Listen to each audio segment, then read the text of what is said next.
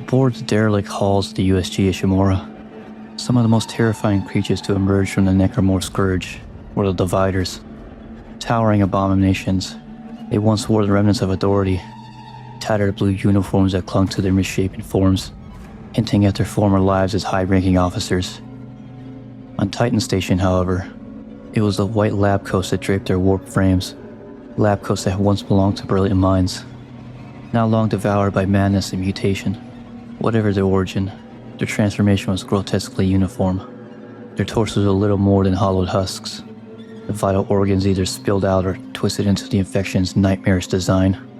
Most of the skin has sloughed away, exposing tendons and bleached bone, while the arms and legs are stretched into grotesque, elongated limbs, each one thin but powerful, ending in claws formed by fusion and sharpened fingers. What muscle remained was just enough to keep the creature upright, a patchwork of dead tissue and malicious intent. A gaping hole split their abdomen where organs once resided, and from this void echoed the terrible sounds of the beast. When calm, the Divider released mournful, wail-like bellows that rolled through the empty corridors like a haunting dirge. But when agitated, it screamed with a high-pitched fury that cut through the air like shattered glass. Its method of attack was just as horrifying. From its maw lashed out a long tongue used to wrap around the throats of its victims from afar, dragging them closer or strangling them where they stood.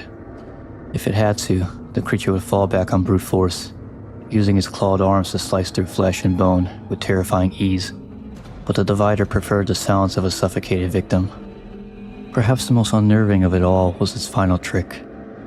When dealt enough damage, when the host form began to fail, the Divider didn't die, it unraveled. Its limbs detached with a sickening squelch, each becoming a creature of its own.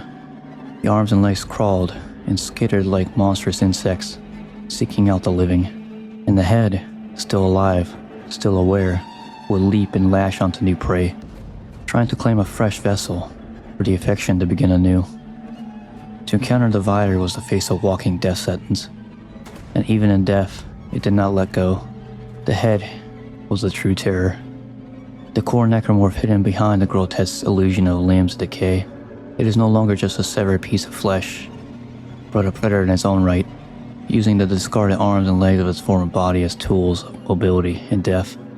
These limbs scuttle and leap across walls, ceilings, and floors, allowing the head to maneuver like a grotesque spider, always hunting, always watching. When it finds a target, the creature wastes no time.